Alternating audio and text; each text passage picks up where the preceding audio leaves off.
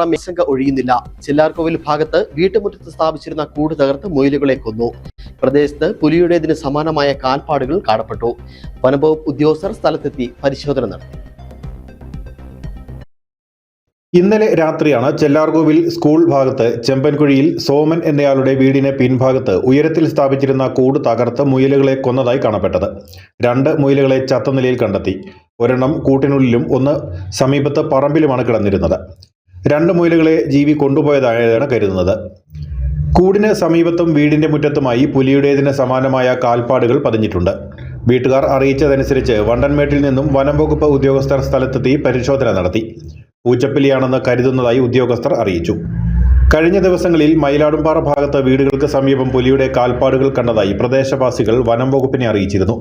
ഇതിന്റെ തുടർച്ചയായി ഇവിടെ ക്യാമറകൾ സ്ഥാപിച്ചെങ്കിലും നായ്ക്കളുടെ ചിത്രം മാത്രമാണ് ഇതിൽ നിന്ന് ലഭിച്ചതെന്ന് വനംവകുപ്പ് ഉദ്യോഗസ്ഥർ പറഞ്ഞു. കടുക്കാസിറ്റി മേഖലയിലും ഒരാഴ്ച മുമ്പ് സ്ഥാപിച്ച ക്യാമറകളിലും പുലിയുടെയോ കടുവയുടെയോ ചിത്രങ്ങൾ പതിഞ്ഞിട്ടില്ല.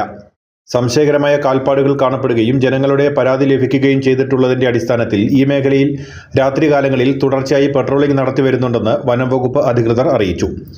കന്നുകാലികൾ അടക്കമുള്ള വളർത്തുമൃഗങ്ങൾ ഈ മേഖലയിൽ ധാരാളമായി ഉള്ളതിനാൽ ജനങ്ങളും ആശങ്കയിലാണ്. News bureau, Anakkara.